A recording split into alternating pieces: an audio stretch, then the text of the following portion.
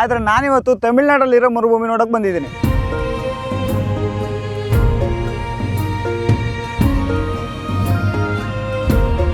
Worst experience ಅಂತಂದರೆ ರಾಮೇಶ್ವರಮಲ್ಲಿ ಅದೇ ನಂದು.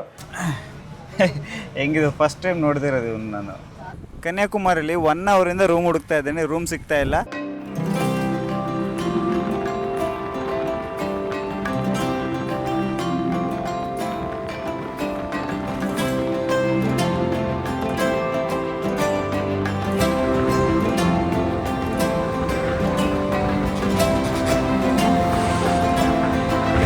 ಹಾಯ್ ಗುಡ್ ಮಾರ್ನಿಂಗ್ ಎಲ್ರಿಗೂ, ವೆಲ್ಕಮ್ ಬ್ಯಾಕ್ ಟು 100 ಡೇಸ್ ಪ್ರಯಾಣ ಸೀರೀಸ್ ಡೇ 52ಗೆ. ನಾವೆಲ್ಲ ರಾಜಸ್ಥಾನ್ಗೆ ಮರುಭೂಮಿ ನೋಡೋಕೆ ಹೋಗ್ತೀವಿ, ಆದರೆ ನಾನಿವತ್ತು ತಮಿಳ್ನಾಡಲ್ಲಿರೋ ಮರುಭೂಮಿ ನೋಡೋಕೆ ಬಂದಿದ್ದೀನಿ.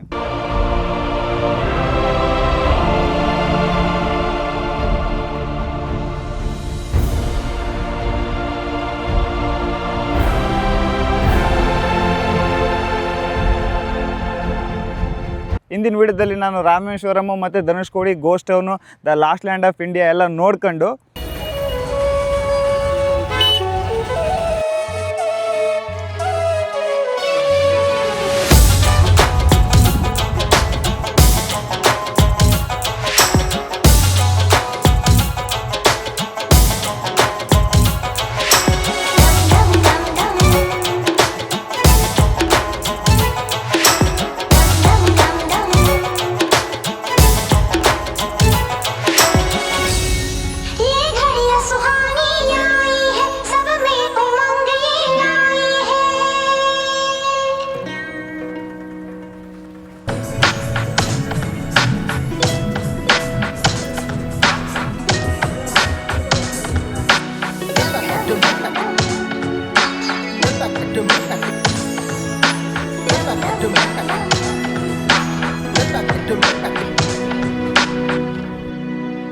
ರಾಜಸ್ಥಾನಲ್ಲಿರೋ ತಾರ್ ಮರುಭೂಮಿಗೂ ಇಲ್ಲಿರೋ ತೆರಿಕಾಡಿಗೂ ತುಂಬ ಡಿಫ್ರೆನ್ಸ್ ಐತೆ.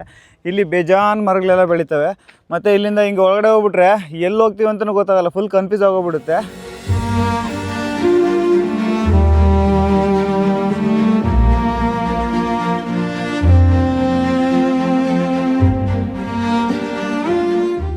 ನಾನೀಗ ಎಕ್ಸಾಕ್ಟಾಗಿ 3 ದಾರಿ ಕಲಿಯೋ ಜಾಗದಲ್ಲಿ ನಿಂತಿದ್ದೀನಿ.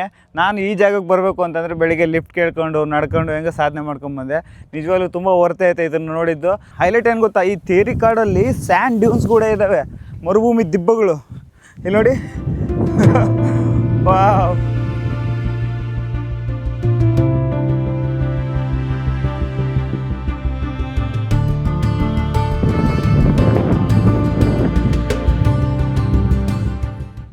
ಇನ್ನು ಈ ಜಾಗನ ತೇರಿ ಕಾಡು ಅಂತ ಕರೀತಾರೆ. ತೇರಿ ಅಂತಂದರೆ ಏನಿಲ್ಲ, ಕೆಂಪು ಮಣ್ಣು ಅಂತ ಅರ್ಥ. ಸೊ ಕಾಡು ಅಂತಂದರೆ ನಾನು ಹಿಂದೆ ನೋಡ್ತಾ ಇರೋಲ್ಲ, ಕಂಪ್ಲೀಟಾಗಿ ಇರೋದನ್ನ ಕಾಡು ಅಂತ ಇರೋದು ಎಲ್ರಿಗೂ ಗೊತ್ತಿರೋದೆ. ಇಲ್ಲಿ ಸ್ಪೆಷಲ್ ಏನಪ್ಪ ಅಂತಂದರೆ, ರಾಜಸ್ಥಾನಲ್ಲಿ ನಮಗೆ ಏನು ಕಾಣುತ್ತೆ, ಮರುಭೂಮಿ ಕಾಣುತ್ತೆ, ಬಟ್ ಜಾಸ್ತಿ ಗಿಡಗಳು ಕಾಣಲ್ಲ. ಆದರೆ ಈ ತೇರಿ ಕಾಡಲ್ಲಿ ಕಂಪ್ಲೀಟಾಗಿ ಫಾರೆಸ್ಟೇ ಇರುತ್ತೆ, ಅದ್ರ ಜೊತೆಗೆ ಮತ್ತು ಮರುಭೂಮಿ ಕೂಡ ಇರುತ್ತೆ. ಮಳೆ ಬರ್ತೈತೆ, ಛತ್ರಿ ಬೇರೆ ತಂದಿಲ್ಲ. ಹಿಂಗೆ ಏನಾದರೂ ಜೋರಾಗಿ ಬಂತು ಅಂದರೆ ಕಂಪ್ಲೀಟಾಗಿ ಬಿಸ್ಕೆಟ್ ಆಗಿ ಹೋಗ್ತೀನಿ. ಈಗ ಬಂದುಬಿಟ್ಟಿದ್ದೀನಿ ಒಳಗಡೆ, ಫುಲ್ ಫಾರೆಸ್ಟ್ ಒಳಗಡೆ, ಇಲ್ಲಿ ಡೆಸರ್ಟಲ್ಲಿ. ಏನು ಮಳೆ ನಿಲ್ಲಂಗಿಲ್ವೇ ಅಪ್ಪ ವರುಣದೇವ, ಒಂದೇ 1 ಗಂಟೆ ಹಂಗೆ ನಂಗೆ ಟೈಮ್ ಕೊಡು, ನಾನು ಇಲ್ಲಿಂದ ಹೊರಟೋಗ್ತೀನಿ.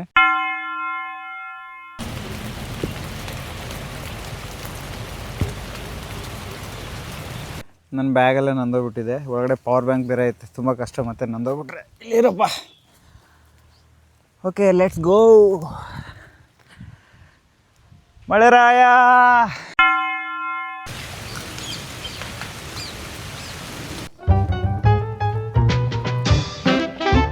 ಈ ಮಳೆ ಏನೋ ಬಿಡಂಗೆ ಕಾಣ್ತಾ ಇಲ್ಲ ಇವತ್ತು. ಇಲ್ಲಿಂದ ಹೋಗ್ತೀನಿ, ಅಲ್ಲೊಂದು ದೇವಸ್ಥಾನ ಐತೆ, ಅಲ್ಲಿಗೆ ಹೋಗ್ಬೇಕೀಗ.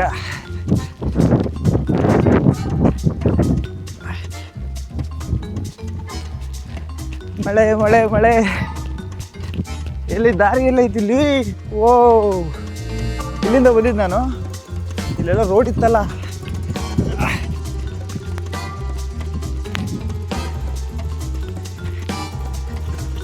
ಓ ಶಿಟ್, ಎಲ್ಲ ದಾರಿ ಇಲ್ಲಿ. ಓಹ್,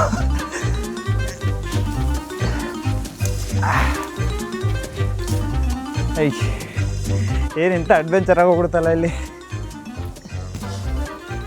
ಇಲ್ಲಿ ಒಂದು 50 ಮೀಟ್ರ್ ದೂರದಲ್ಲಿ ದೇವಸ್ಥಾನ ಐತೆ, ಅಲ್ಲಿ ಹೋಗ್ಬಿಡ್ತೀನಿ. ರೋಡ್ ಸಿಕ್ತು.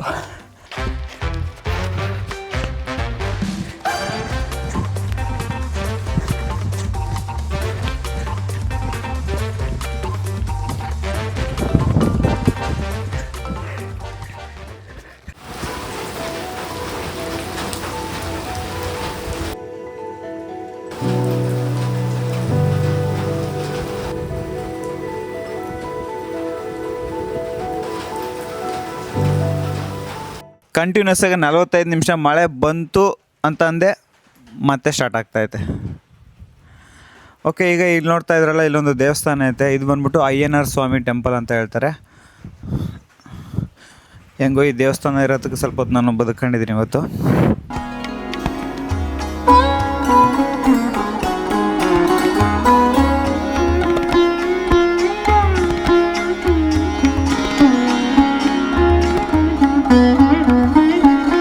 ಬೋರಿಂಗಲ್ಲಿ ನೀರು ಕುಡಿಯೋ ಮಜಾನೇ ಬೇರೆ.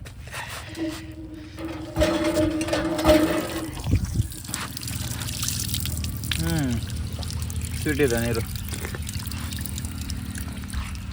ಓಕೆ, ನಾನೀಗ ರಿಟರ್ನ್ ಹೋಗ್ತಾ ಇದ್ದೀನಿ. ಇಷ್ಟೊತ್ತು ದೇವಸ್ಥಾನದ ಹತ್ರ ಕೂತ್ಕೊಂಡಿದ್ದೆ. ಯಾರೋ ಅಣ್ಣ ಬೈಕಲ್ಲಿ ಬಂದುಬಿಟ್ಟು ಯಾವ ಊರು ಅಂತ ಕೇಳಿದ್ರು. ತಮಿಳಲ್ಲೇ ಮಾತಾಡಿದ್ರು. ಅವರು ನಾನು ಎತ್ಕೊಂಡು ಬೆಂಗಳೂರು ಅಂತ ಹೇಳಿದೆ. ಏನು ಕೆಲಸ ಅಂತಂದರೆ ಯೂಟ್ಯೂಬರ್ ಅಂದಿದ್ದಕ್ಕೆ ಇಲ್ಲೆಲ್ಲ ವೀಡಿಯೋ ಮಾಡೋಂಗಿಲ್ಲ, ಇದೆಲ್ಲ ಕಂಪ್ಲೀಟಾಗಿ ಫಾರೆಸ್ಟ್ ಏರಿಯಾ, ಮತ್ತು ಇಲ್ಲಿ ತೊಂದರೆ ಆಗುತ್ತೆ ಅಂತ ಹೇಳಿದ್ರು. ಅದಕ್ಕೆ ಇನ್ನು ಸರಿ ಆಯಿತು ಅಂತ ಹೇಳ್ಬಿಟ್ಟು ಮುಂದೆ ಬಂದುಬಿಟ್ಟೆ. ಇನ್ನು ಅವರು ಗೊತ್ತಿಲ್ಲ, ಆ ಟೆಂಪಲ್ ಮ್ಯಾನೇಜ್ಮೆಂಟವರ ಇಲ್ಲ ಅಂತಂದರೆ ಇಲ್ಲಿ ಲೋಕಲಾಗಿ ಗೊತ್ತಿಲ್ಲ ನನಗೆ. ಅವ್ರು ಹಂಗೆ ಹೇಳ್ತಿದ್ದ ತಕ್ಷಣ ಅವ್ರ ಹತ್ರ ಮಾತು ಬೇಡ ಅಂತ ಹೇಳ್ಬಿಟ್ಟು ಬಂದುಬಿಟ್ಟೆ. ಆ್ಯಕ್ಚುಲಿ ತುಂಬ ಜನ ಬರ್ತಾರೆ ಈ ಪ್ಲೇಸಸ್ಗೆ ಮತ್ತು ಟೆಂಪಲ್ ಹತ್ರ. ನಾನೇನು ಫುಲ್ ಫಾರೆಸ್ಟ್ ಒಳಗಡೆ ಹೋಗಿ ಏನು ಎಕ್ಸ್ಪ್ಲೋರ್ ಮಾಡಲಿಲ್ಲ.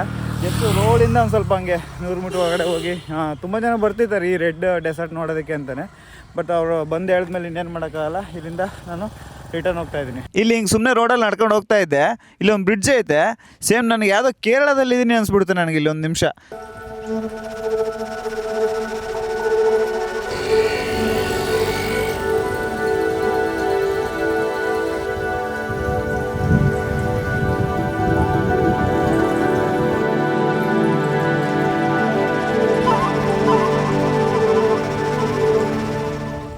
ನಾನು ಯಾವುದಾದ್ರೂ ಒಂದು ಪ್ಲೇಸ್ಗೆ ಹೋಗ್ಬೇಕಾದ್ರೆ ಫಸ್ಟು ಲೋಕಲ್ ಟ್ರಾನ್ಸ್ಪೋರ್ಟೇಷನ್ ಟ್ರೈ ಮಾಡ್ತೀನಿ. ಆಟೋ, ಬಸ್ ಏನಾದಿದ್ದರೆ ಅದರಲ್ಲಿ ಹೋಗ್ತೀನಿ. ಇನ್ನೊಂದು ಯಾರಿಗಾದ್ರೂ ಲಿಫ್ಟ್ ಕೇಳ್ತೀನಿ. ಇನ್ನು ಅದು ಇಲ್ಲ ಅಂತಂದರೆ ಈ ಥರ ನಡ್ಕೊಂಡು ಹೋಗ್ತಾ ಇರ್ತೀನಿ. ಆ್ಯಕ್ಚುಲಿ ಟ್ರಾವೆಲಿಂಗಲ್ಲಿ ಅದು ಮಜಾನೇ ಬೇರೆ. ಈ ಥರ ನಾವು ಗ್ರೌಂಡ್ ಲೆವೆಲಲ್ಲಿ ಎಕ್ಸ್ಪೀರಿಯೆನ್ಸ್ ಮಾಡೋದು, ಲಿಫ್ಟ್ ಕೇಳ್ಕೊಂಡು ಹೋಗೋದು. ಮತ್ತು ನನಗೆ ಆ ಥರ ಜರ್ನಿ ಅಂದರೆ ತುಂಬ ಇಷ್ಟ, ಎಕ್ಸ್ಪೆಷಲಿ ಇಂಥ ರೋಡುಗಳಲ್ಲಿ.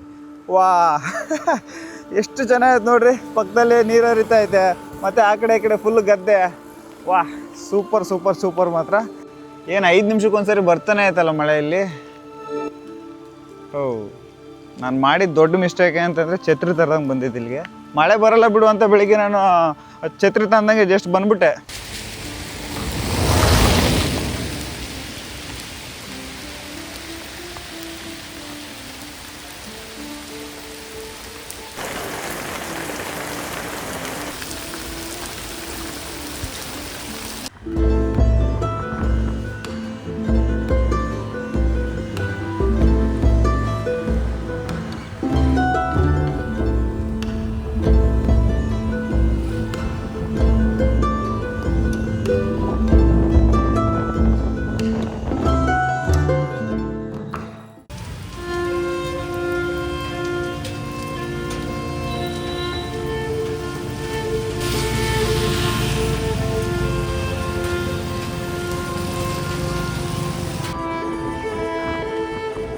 ತೇರಿಕಾಡಲ್ಲಿ ಮಳೆ ಬಂತು. ಲಾಸ್ಟ್ ನನ್ನ ರೂಮ್ಗೆ ಕರ್ಕೊಬಂತು. ಆ ರೇಂಜಿಗೆ ಮಳೆ ಬರ್ತಾಯಿತ್ತು. ಫುಲ್ಲೆಲ್ಲ ನಂದೋಗ್ಬಿಟ್ಟಿದ್ದೆ. ಈಗ ರೂಮಿಗೆ ಬಂದು ಫ್ರೆಶ್ ಆಗಿ ಬ್ಯಾಗೆಲ್ಲ ಪ್ಯಾಕ್ ಮಾಡ್ಕೊಂಡು ನಾನೀಗ ಕನ್ಯಾಕುಮಾರಿಗೆ ಹೊಡ್ತಾ ಇದ್ದೀನಿ. ಬೆಳಿಗ್ಗೆ ನನಗೆ ರಾಮೇಶ್ವರಮಲ್ಲಿ ಆಗಿದ್ದು ಇನ್ಸಿಡೆಂಟ್ ಹೇಳಿಲ್ಲ ನಿಮಗೆ. ಏನು ಗೊತ್ತಾ, ನಾನು ರೂಮ್ ತೊಗೊಂಡಿದ್ದೆ. ನಾನು ಇದ್ದಿದ್ದು ಹೋಟೆಲಲ್ಲೇ. ಅದು ನಾನು ಫುಲ್ ಧನುಷ್ಕೋಡಿಯೆಲ್ಲ ಓಡಾಡ್ಕೊಂಡು ಮತ್ತು ನಾನು ಸ್ಕೂಟಿ ರೆಂಟಿಗೆ ತೊಗೊಂಡಿದ್ದೆಲ್ಲ. ಸಾಯಂಕಾಲ 6 ಗಂಟೆಗೆ ರೂಮ್ ಚೆಕ್ ಇನ್ ಆದೆ. 600 ರುಪೀಸ್ ಹೇಳಿದ್ರು. ಸರಿ ಅಂತೇಳಿ ಕೊಟ್ಬಿಟ್ಟು ಅವತ್ತು ನೈಟು ಸ್ಟೇ ಆದ. ನಾನು ರಾತ್ರಿಯೆಲ್ಲ ಒಂದು 2 ಗಂಟೆವರೆಗೂ ಎಡಿಟ್ ಮಾಡಿ ಫುಲ್ ಟಯರ್ಡ್ ಆಗಿದೆ. ಮತ್ತು ಬೆಳಿಗ್ಗೆ ಒಂದು 7:30 ಎದ್ದು ಎಲ್ಲ ಪ್ಯಾಕ್ ಮಾಡ್ಕೊಂಡು ಹೊರಡ್ತಾ ಇದ್ದೀನಿ. ಇನ್ನೇನು ಹೊರಡಬೇಕು, ಎಲ್ಲ ಎತ್ತಿಡ್ತಾ ಇದ್ದೀನಿ. ಸಡನ್ನಾಗಿ ಬಂದು ಡೋರ್ ಹೊಡಿತಾವ್ರೆ ಆ ಹೋಟ್ಲ್ ಓನರು ಮತ್ತು ಅವರ ಫ್ರೆಂಡ್ಸು. ಆಮೇಲೆ ಇನ್ನೂ ಒಂದಿಬ್ಬರು ಕಸ್ಟಮರ್ಸ್ನ ಕರ್ಕೊಂಬಂದಿದ್ದಾರೆ ಆಲ್ರೆಡಿ ಯಾರಿಗೆ ರೂಮ್ ಚೆಕ್ ಇನ್ ಮಾಡ್ಸೋಕ್ಕೆ. ಡೋರ್ ತೆಗಿತೀನಿ, ಹೆಂಗೆ ಆಡ್ತಾವ್ರು ಗೊತ್ತಾ. ಯಾವಾಗ ಹೋಗೋದು ನೀವು, 8:30 ಆಗೋಯ್ತು, ಹೊರಡಿ ಅಂತ ಅವ್ರೆ. ನಾನು ಅವ್ರಿಗೆ ಹೇಳಿದ್ದೆ ಬೆಳಿಗ್ಗೆ 8-9 ಗಂಟೆಗೆಲ್ಲ ಹೊರಡ್ತೀನಿ ಅಂತ. ಬಂದು ಅರ್ಧ ಗಂಟೆಗೆ ಹೆಂಗೆ ಆಡ್ಬಿಟ್ರು ಗೊತ್ತಾ, ನಿಜವಾಗ್ಲೂ ಸಖತ್ ಬೇಜಾರಾಗೋಯ್ತು. ಬ್ಯಾಗು ಅದು ಇದು ಎಲ್ಲ ಎಲ್ಲೆಲ್ಲೋ ಇದು ಅವನ್ನೆಲ್ಲ ಪ್ಯಾಕ್ ಮಾಡ್ಕೊಂಡು ಹೊರಡೋಷ್ಟೊತ್ತಿಗೆ ಸಖತ್ ಬೇಜಾರಾಗೋಯ್ತು. ವರಸ್ಟ್ ಎಕ್ಸ್ಪೀರಿಯೆನ್ಸು ಅಂತಂದರೆ ರಾಮೇಶ್ವರಮಲ್ಲಿ ಅದೇ ನಂದು. ನಿಜವಾಗ್ಲೂ ಯಾರಾದರೂ ಬಂದು ನಿಮಗೆ ಒಬ್ಬರೇ ಬರ್ತಾರೆ, ಬಂದ್ಬಿಟ್ಟು ರೂಮ್ ಕೊಡ್ತೀವಿ ಅಂತೇಳಿ ಕರ್ಕೊಂಡು ಹೋಗ್ತಾರಲ್ವ, ಸೊ ಫಸ್ಟು ನೀವು ಕೇಳಿ 24 hours ಅಂತ. 24 hours ಆದ್ರೇ ಹೋಗಿ, ಇಲ್ಲಾಂತಂದರೆ ಟೈಮ್ ಕರೆಕ್ಟಾಗಿ ನೋಡ್ಕೊಂಡು ಹೋಗಿ. ನನಗೆ ಅರ್ಧ ಗಂಟೆಗೆ ಅವ್ರು ಆಡಿದ್ದ ಆಟಕ್ಕೆ ಬೇಜಾರಾಗೋಯ್ತು. ನಾನು ಹೇಳಿದೆ ಎಕ್ಸ್ಟ್ರಾ ಪೇ ಮಾಡ್ತೀನಿ ನಿಮಗೆ ಬೇಕಾದರೆ ಅಂತ. ಕೇಳ್ತಾನೆ ಇಲ್ಲ. ಆಲ್ರೆಡಿ ಇಬ್ಬರನ್ನ ಕರ್ಕೊಬಂದು ಅಲ್ಲಿ ಡೋರಲ್ಲಿ ನಿಂತಿದ್ದಾರೆ. ಹೆಂಗಾಗುತ್ತೆ ಹೇಳಿ ನನಗೆ. ಮತ್ತು ಅಲ್ಲಿ ಒಳ್ಳೆಯರು ಕೂಡ ಇದ್ದಾರೆ. ನೆನ್ನೆ ನಾನು ಯಾವುದೋ ಒಂದು ಹೋಟೆಲಲ್ಲಿ ಇದು ಧನುಷ್ಕೋಡಿ ಹತ್ರ ಊಟ ಮಾಡಿದೆ. ಅಲ್ಲಿ ನೆಟ್ವರ್ಕ್ ಇರಲಿಲ್ಲ, ನನ್ನ ಹತ್ರ ಕ್ಯಾಶ್ ಕೂಡ ಇರಲಿಲ್ಲ. ಆ ಆಂಟಿಗೆ ಹೇಳಿದೆ ನನ್ನ ಹತ್ರ ಕ್ಯಾಶು ಇಲ್ಲ, ಇಂಟರ್ನೆಟ್ ಇಲ್ಲ, ಇಲ್ಲಿ ಹೆಂಗೆ ಪೇ ಮಾಡೋದು ಅಂತ. ಆ ಆಂಟಿ ಪಾಪ ಅವರು ಇದು ಗೂಗಲ್ ಪೇ ನಂಬರ್ ಇರುತ್ತಲ್ಲ ಅದನ್ನ ಕೊಟ್ಟು ನೀನು ರೂಮ್ಗೆ ಹೋದಾಗ ಪೇ ಮಾಡು ಅಂತ ಹೇಳಿದ್ರು. ನಿಜವಾಗ್ಲೂ ಶಾಕ್ ನಾನು. ಯಾಕಂತಂದರೆ ಈ ಕಾಲದಲ್ಲಿ ತಿಂದುಬಿಟ್ಟು ದುಡ್ಡು ಕೊಡ್ದಂಗೆ ಹೋಗೋ ಜನಗಳೇ ಇರ್ತಾರೆ. ಅಂಥದ್ರಲ್ಲಿ ಆ ಆಂಟಿ ನನಗೆ ನೀನು ಅಲ್ಲಿ ಹೋಗಿ ಪೇ ಮಾಡೋ ಪ್ರಾಬ್ಲಮ್ ಇಲ್ಲ ಅಂತ ಅಂದರು. ಸೊ ಗ್ರೇಟ್ ಅಲ್ವಾ. ಸೊ ಆ ಥರ ಒಳ್ಳೆಯರು ಇದ್ದಾರೆ, ಕೆಟ್ಟವರು ಇದ್ದಾರೆ. ಸೊ ನನಗೆ ಆಗಿದ್ದ ಎಕ್ಸ್ಪೀರಿಯೆನ್ಸ್ ಅದು. ಬೇಜಾರಾಯಿತು, ಇನ್ನೇನು ಮಾಡೋಕ್ಕಾಗಲ್ಲ. ಟ್ರಾವೆಲಿಂಗಲ್ಲಿ ಈ ಥರ ಎಕ್ಸ್ಪೀರಿಯೆನ್ಸ್ ಆಗ್ತಾನೆ ಇರುತ್ತೆ. ಈಗ ಕನ್ಯಾಕುಮಾರಿ ಬಂದ್ಬಿಟ್ಟು 98 ಕಿಲೋಮೀಟ್ರ್ ಐತೆ. ನಾನೀಗ ತಿರುಚೆಂದೂರ್ಗೆ ಹೋಗಬೇಕು. ತಿರುಚೆಂದೂರಿಂದ ಮತ್ತೆ ಬಸ್ ಹತ್ಕೊಂಡು ಸೀದಾ ಕನ್ಯಾಕುಮಾರಿ ರೀಚ್ ಆಗಬೇಕು. ಸೊ ಟೈಮ್ ಆಯಿತು, ಹೊರಡೋಣ.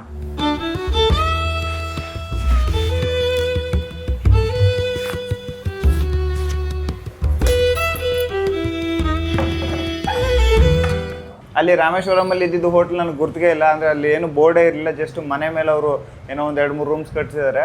ಸೊ ಇಫ್ ಇನ್ ಕೇಸ್ ಯಾರಾದರೂ ರಾಮೇಶ್ವರಮ್ಗೆ ಹೋದ್ರೆ ಸ್ವಲ್ಪ ಹುಷಾರಾಗಿರಿ. ಎಕ್ಸ್ಪೆಷಲಿ ಯಾರಾದರೂ ಒಬ್ಬರೇ ಬಂದು ನಿಮ್ಗೆ ರೂಮ್ ಏನಾದರೂ ಕೇಳಿದಾಗ.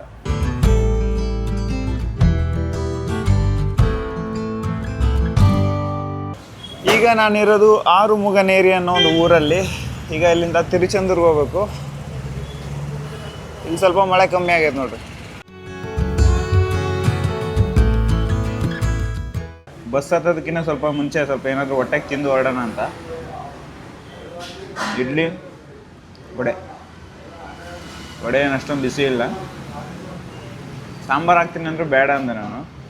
ಸಾಂಬಾರು ಈ ಎಲೆ ಮೇಲೆ ನಿಲ್ಲೋದು ಇಲ್ಲ ಮತ್ತೆ, ಹಂಗೈತಿ.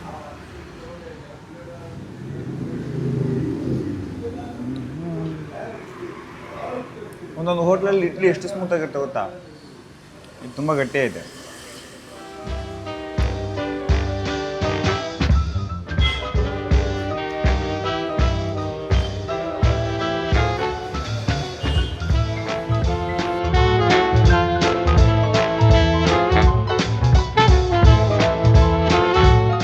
ತಮಿಳ್ನಾಡಲ್ಲಿ ನಾನು ನೋಡಿದಂಗೆ 90% ಹೋಟೆಲ್ಗಳಲ್ಲಿ ನಾವು ತಿಂದಿದ್ದ ಎಲೆನ ನಾವೇ ಎತ್ತಬೇಕು. ನಾನು ಬೇರೆ ಎಲ್ಲೂ ನೋಡಲಿಲ್ಲ. ಒಂಥರ ಇಂಟ್ರೆಸ್ಟಿಂಗ್ ಅನ್ನಿಸ್ತು.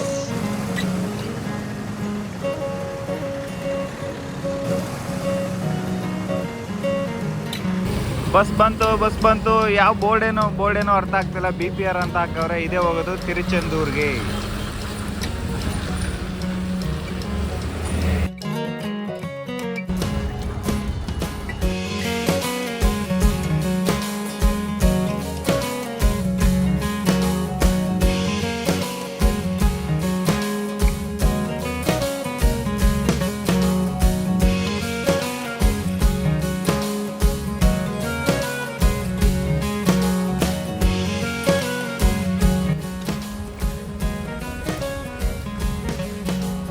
Welcome to Tiruchendur.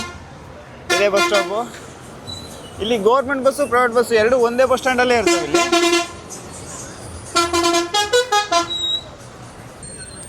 ಇದನ್ನೇನಂತಾರ ನನಗಂತೂ ಗೊತ್ತಿಲ್ಲ. ಅವ್ರು ಕೇಳಿದೆ, ಅವ್ರಿಗೆ ಅರ್ಥ ಆಗಲಿಲ್ಲ.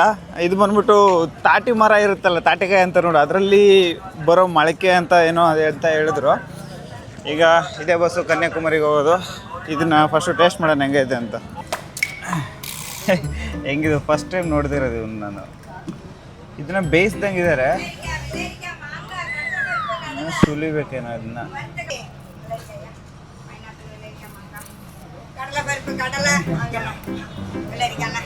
ಬೇಡಕ್ಕ, ಇಲ್ಲಕ್ಕ ಬೇಡ, ಸಾಕು. ಇದೊಂದೇ ತಿಂತೀನಿ. ಏನು ಸುಲಿದ್ರೆ ಒಳ್ಳೆ ಬತ್ತನೆ ಐತಲ್ಲ ನಾರು. ಮೇ ಬಿ ಇದನ್ನ ತಿಂತಾರೆ. ಹೆಂಗೈತೆ ಅಂದರೆ ಸೇಮು ಒಂಥರ ಗೆಣಸು ಇದ್ದಂಗಿಲ್ಲ, ಒಂದು ಕಡೆ ಕ್ಯಾರೆಟು, ಏನೋ ಒಂಥರ ಟೇಸ್ಟ್ ಡಿಫ್ರೆಂಟ್ ಆಗೈತೆ.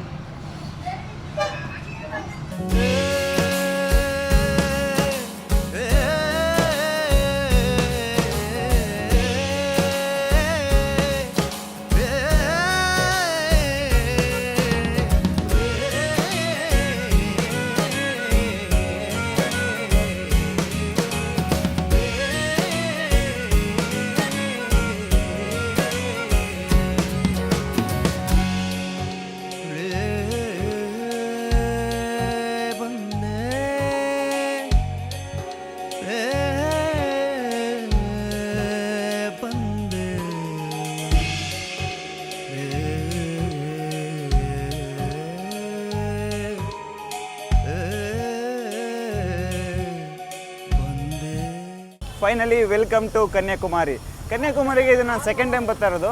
ಒಂದ್ಸರಿ ಬಂದಿದೆ ಇಲ್ಲಿಗೆ, ಯಾಕೆ ಅಂತಂದರೆ ಲಾಂಗೆಸ್ಟ್ ಟ್ರೈನ್ ಜರ್ನಿ ಮಾಡೋದಕ್ಕೆ. ಸುಮಾರು 4 ದಿನ ಟ್ರೈನಲ್ಲಿ ಇಲ್ಲಿಂದ ಕನ್ಯಾಕುಮಾರಿಯಿಂದ ದಿಬ್ರುಗಢವರೆಗೂ ಟ್ರೈನ್ ಜರ್ನಿ ಮಾಡೋಕ್ಕೆ ಅಂತ ಬಂದಿದ್ದೆ. ಬಟ್ ಇಲ್ಲಿ ಇವಾಗ ಏನೇನಿದೆ ಅಂತ ಹೇಳಿ ಎಕ್ಸ್ಪ್ಲೋರ್ ಮಾಡೋದಕ್ಕಂತ ಬಂದಿದ್ದೀನಿ. ಈಗ ಫಸ್ಟ್ ನಾನು ರೂಮ್ ನೋಡ್ಕೋಬೇಕೀಗ. ಇಲ್ಲಿ ಯಾವುದೋ ಇಲ್ಲಿ ಭಾರತ್ ಸೇವಾ ಆಶ್ರಮ ಅಂತ ಏನೋ ಐತೆ, ಅಲ್ಲಿ ಹೋಗ್ಬಿಟ್ಟು ರೂಮ್ ಇದಾವೇನೋ ಕೇಳ್ತೀನಿ. ಇಲ್ಲಿ ವೆದರ್ ಮಾತ್ರ ಕರೆಕ್ಟಾಗೈತಪ್ಪ. ಕನ್ಯಾಕುಮಾರಿಲಿ 1 ಅವರಿಂದ ರೂಮ್ ಹುಡುಕ್ತಾ ಇದ್ದೀನಿ, ರೂಮ್ ಸಿಗ್ತಾ ಇಲ್ಲ.